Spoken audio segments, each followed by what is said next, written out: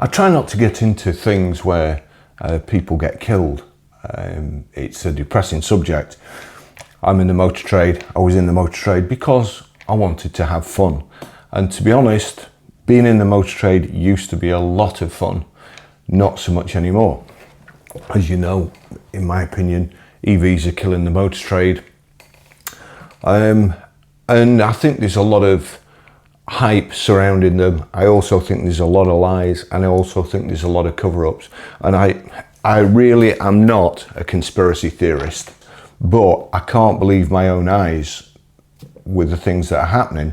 Deliberate misinformation. All sorts of things spring to mind, and I think there's a lot of big companies involved in it. The only reason I can think for people deliberately giving misinformation is that they're getting paid for it. Otherwise, why would they do it? As I've said before, nobody pays me. People send me gadgets, people offer to sponsor videos. So far, I've not taken any sponsorship for videos. I enjoy testing gadgets as much as these EV people call me an old fud and Luddite. I love gadgets. Honestly, I just love modern technology when it's a benefit. Jeff Buys Cars seems to think that there's a blanket on EV fires in the UK and that things are hushed up. I have this funny patriotic thing where I think Brits are better than the rest of the world. You know, I'd like to think back to in the 40s and 50s. We were just better, just wouldn't be beaten. And all of a sudden now there seems to be a lot of Brit bashing by Brits, by our newspapers, by our government. I'm not fucking right wing. I'm not right wing. I just like the truth. I'm not any wing.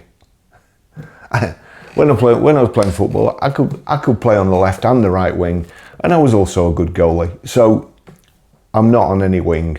I'm my own guy. So don't think for 1 second that I'm being manipulated by anybody, that anybody's telling me what to say, that I'm being paid to say what I'm saying. I'm saying it for what I think is the good of the motor trade and the good of you people out there who are watching. I don't want you to get ripped off. The definition of a deal is a beneficial agreement between two or more parties. One makes money, the other gets the goods they want. Now, if one makes money and the other gets something that wasn't exactly as described, then that's not a deal. That's a rip-off. I don't want you to be ripped off. Trust me, car dealers are in it to make money. At the moment, I doubt very much whether they're making money. So what are they in it for? They're not in it for the love of the phone going out off every 2 minutes and saying, Oi, this EV you sold me, it gets nowhere near the mileage. Oi, my brakes are seized. Oi, my heater's not working. Oi, you get to a place where you're shell shocked. I do try to keep out of these fires, but you get the EV shills, EV melt and no sex evers, and the other ones going on, oh look, another EV's caught fire. Oh, sorry, it's a diesel. Right, well there's a lot more diesels on the road, to be fair, and they're a lot easier to put out when they do catch fire. I saw that EV the other day at the airport. I think they were coming out. I don't think they were going in, but I don't know. But either way, if it had been 5 minutes either way, if they were coming out, if it had been 5 minutes before, the car would have caught fire in the underground airport car park with probably disastrous consequences. If it had been 5 minutes after, if it was coming in, again, the same thing. It would have caught fire with disastrous consequences. What makes me feel like this is, let me just go on to a couple of things in the news recently. A couple of things I've seen recently. My wife hit a metal can on the highway in our 2025 Model 3. Now Tesla says we need an entire battery replacement. My wife hit an unavoidable metal can in our 2025 Tesla Model 3 long range. What should have been minor road debris damage has turned into a major headache. Tesla Service Centre just informed me the impact punctured the battery pack's protective casing. There was a time not so long ago when hitting debris on the highway was a minor inconvenience. A bent rim, a cracked oil pan, maybe a chunk of aluminium embedded in your under tray. You'd pull over, curse the Department of Transportation, throw a wrench or two, and be back on the road after a weekend in the garage with a six-pack and some elbow grease. But in the electric era, when a 4,000-pound Technopod glides silently over pavement with a lithium heart beating beneath, the stakes are wildly different. What once cost a couple of $100 and a few swear words now threatens to write a 5-figure check and throw a wrench into the entire green car utopia we've been sold. My wife passed over a metal can on the highway with her new Tesla 3 2025. Tesla told me that I need to change the whole battery. I'm disappointed that battery is not protected with any metal. Insurance told me they will cover repairs in Tesla certified garages, only not Tesla itself. That's by somebody called Joseph Wahib. Any thoughts about certified garages? I'm in Montreal. When it comes to road debris, over the years I've had my fair share. I've been up and down the motorway. At one time I used to be a taxi driver. All sorts of things have happened, all sorts of things have dropped off. Have you ever been behind a lorry? Twin wheels just come off a building site and you can see a half brick stuck between the tyres just waiting to come out. Have you ever seen that? I was coming up the M61 on the slip road, coming around the slip road, all the cars parted in front of me and there's a trailer on its side right in the middle of the road. I had to swerve around it. Fair enough. The same slip road. I saw something in the road in front of the car in front of me. The car in front of me, all he had to do was he couldn't move, he had to stay in the centre lane, he had to stay in the centre of the lane, he couldn't go out, there's a car on his outside. All he had to do was take the object right down the centre, both wheels would have missed it, but no. What did he do? Tried to swerve, catches it with one wheel, it's a crowbar. Crowbar shoots up in the air, sees it coming down, lands on my bonnet, hits my screen over the top. A crowbar. Imagine what that would have done if it was flicked up under an electric car. As it was, I was driving like that. I saw it coming. It was even on the dash cam. I'll try and find it, but you see it flip, bump, come off. It's just so easy. There is so much road debris.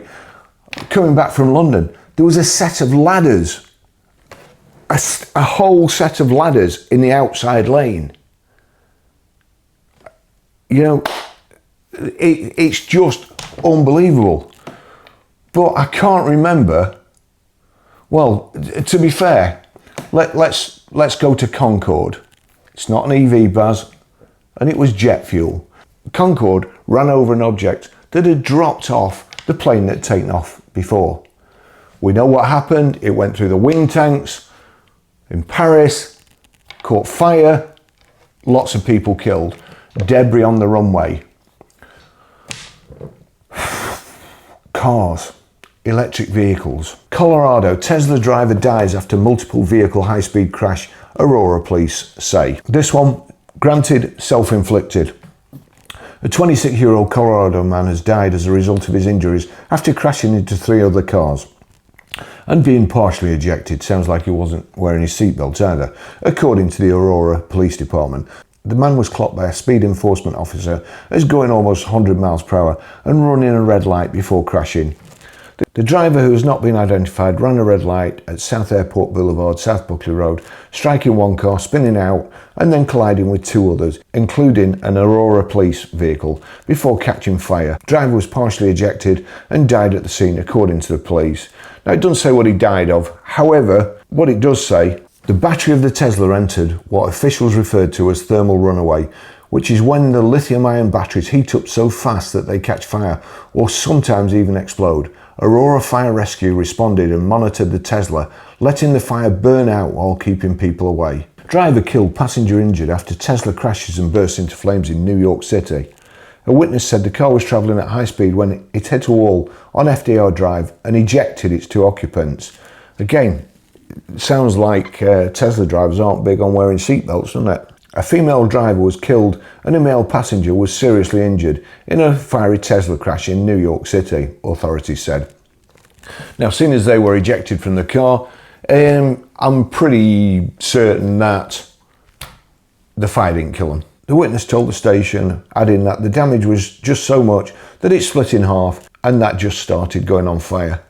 According to WABC TV, firefighters were able to extinguish the car's lithium-ion battery, which officials say is often a major risk because the flames are so difficult to extinguish.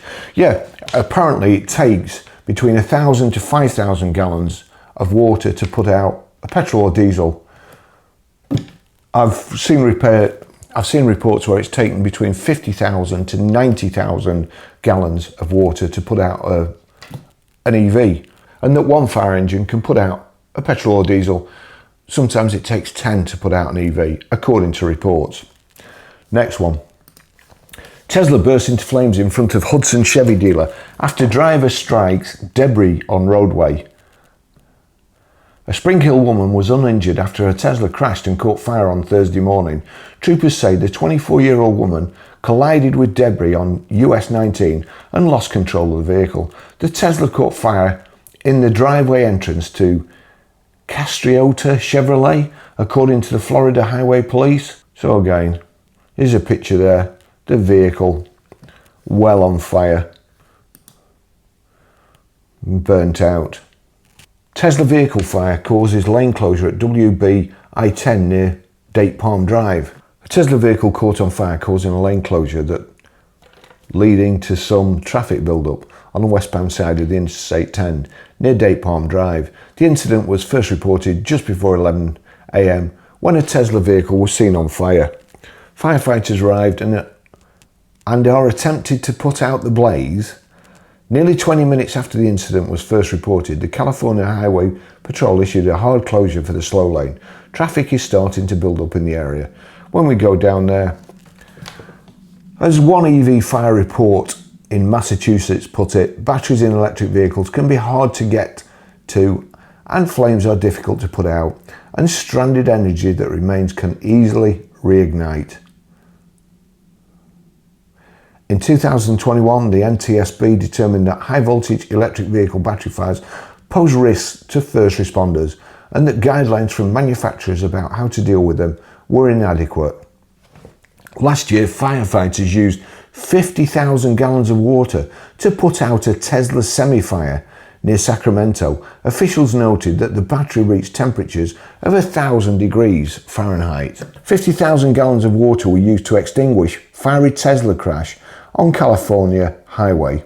Firefighters used 50,000 gallons of water to put out a fire after a Tesla employee driving a 2024 Tesla semi-tractor crashed a truck on a California interstate last month and the vehicle caught on fire. The thousands of gallons of water were used to extinguish the flames and cool the vehicle's batteries, the report said. In August 2021, firefighters trying to extinguish an Austin, Texas fire following a Tesla crash used 40 times the amount of water normally needed with fires involving gas-powered vehicles, according to The Hill. And back in December 2023, firefighters in Alabama used over 36,000 gallons of water to put out a fire involving a Tesla, reported Car Scoops. That's about 36 times the amount of water needed for fires involving oil-powered vehicles. That's one that takes 50,000 gallons. Let's just...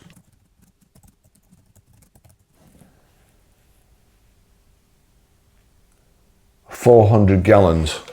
Okay, you've got fire hydrants and you see them all the time, plugging in somewhere. But what if it's on the, I don't know, what if it's on the motorway? Are there fire hydrants on the motorway? Are there fire hydrants in a tunnel? I'm sure there will be, due to safety rules. I'm sure every so often you will have to have a hydrant. But even so, that's only for one hose, isn't it? How many hoses do you need for 50,000 gallons for one car? What if there's 10? What if in the future we're all EVs and they all catch fire? What are you going to do? It's just going to burn a hole through to Australia. The fiery crash, which also emitted toxic fumes and prompted forestry officials to apply fire retardant to the area, is the latest instance of a Tesla electric fire requiring mass amounts water to extinguish.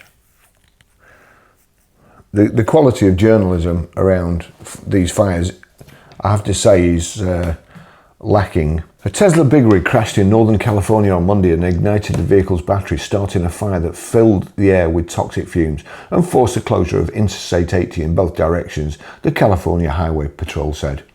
The electric semi-truck went off the interstate eastbound near Nyack Road in Placer County and crashed into the trees on the right shoulder around 3:15 a.m.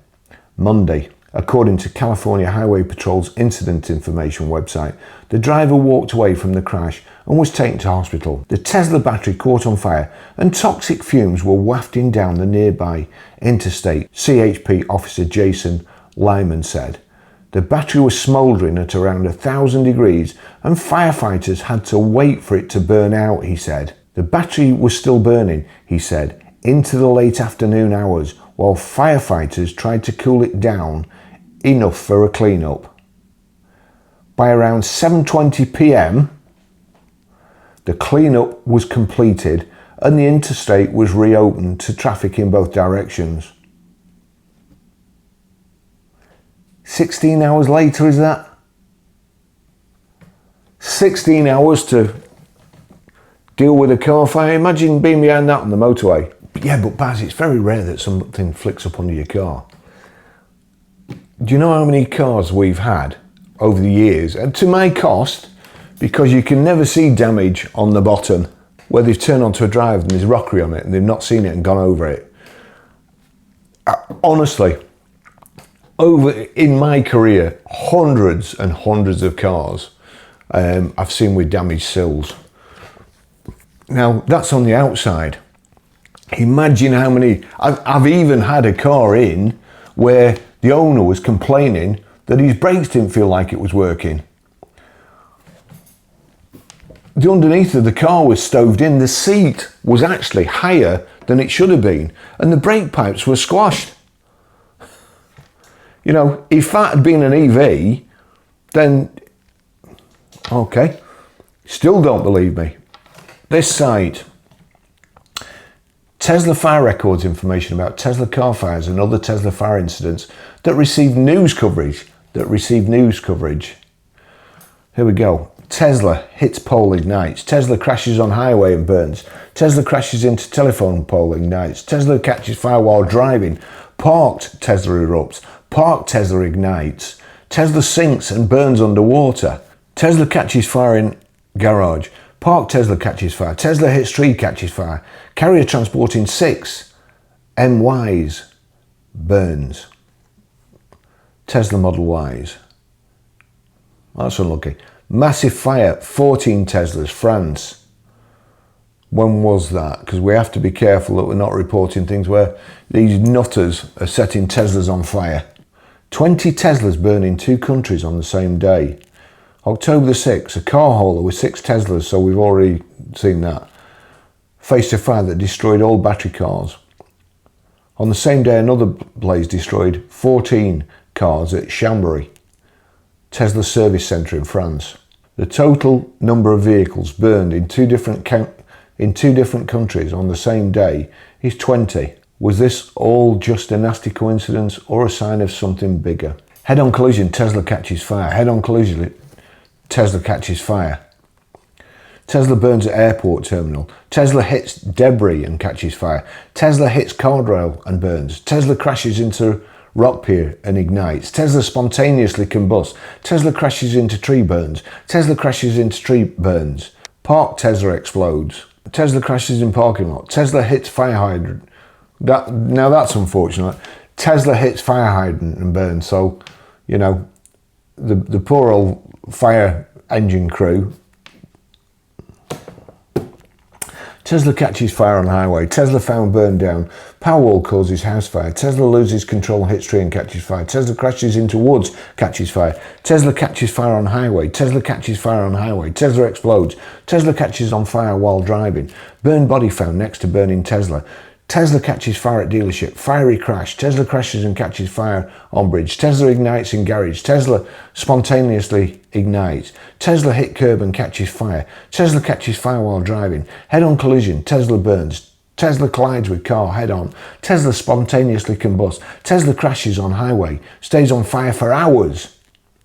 Tesla crashes into rail. Tesla erupts at service station. Tesla hits pole, ignites. Megapack explodes. Tesla catches fire. Tesla veers left and hits wall. It's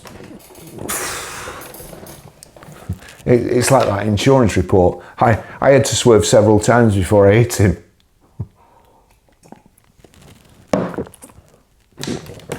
It's not funny, Buzz. Tesla crashes into wall. Tesla burns in parking lot during 49ers game. Tesla burns on highway. Tesla hits wall, catches fire. Tesla ignites while driving. Tesla collides with minivan. I mean, to be honest, you know, look.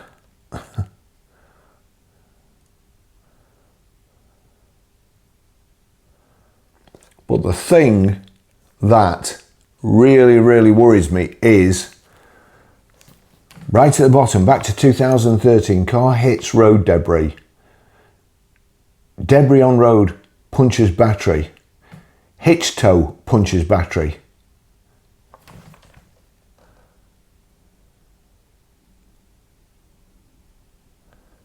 (2013).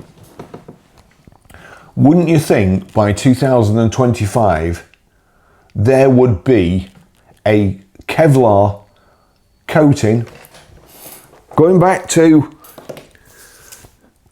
Concorde? They put Kevlar bags, didn't they, in the wings for the fuel so they couldn't be punctured. Don't you think that there should be a protective coating under that? After all those things, that is in serious need of modification. Don't you think? How would you like one near you? How would you like your son or daughter working in a garage where there's a potential time bomb? How would you like your son or daughter or husband or wife working at a auction where there's a potential time bomb? Could just go off any time. How would you like your husband, wife, daughter, son go into an auction where there's hundreds of cars, hundreds of electric cars at the moment? How would you like it if you knew that one of those cars was a potential time bomb? If you work at one of these places, should you get danger money? I mean, there's a track record of petrols and diesels. I don't think it's anywhere near as dangerous or potentially dangerous as this. So Baz, why are you asking? It's a Tesla Model S, 75 kilowatt hour hatchback. It's some 51,378 miles from new, 2017 on a 67 plate, 2 owners. It's showing battery condition X. Battery condition X is below 50%, but it gets worse than that. On the Avalue score, it says at least one check could not be performed, therefore the result may be inaccurate. For details, please refer to page 2. Due to a high current, the cell voltage measurement couldn't be performed. Please do not charge or drive during the test and turn off the heating. What on earth is this car doing at an auction? Why is it there? Are they going to fix it at the auction? No, it shouldn't be there. There are lots of people at auctions. There are lots of other cars, and the potential risk, it just don't bear thinking about. What on earth is happening?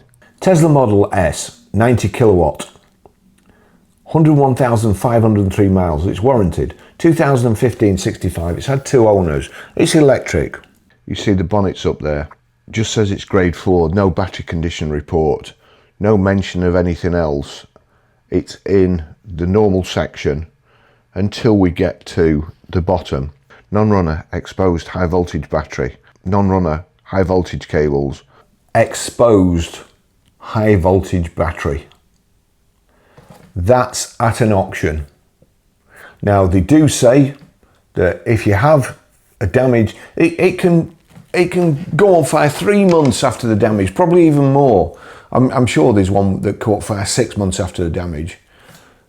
That could go up. Now, all right, that's the additional information. Who is going to buy that vehicle? There we go again. You see the battery exposed. Looking at it there, to me it looks like the battery may even have been taken out at some stage, causing all that damage. I despair. This car should not be in the auction. But what makes it worse is, we look at the MOT. MOT's expired. And when we go back to 16th of February 2023, rear passenger seat missing at time of test. I mean, I just can't believe it. I can't believe it. Exposed HV battery. Before they expose the battery, they're supposed to disconnect it and leave it for 15 minutes for any residual charge to go out of it before they work on it. That's in an auction. Do you want me to cheer you up even more? These are the write-offs on Auto Trader. These are, I'm not picking on Teslas. I like Teslas.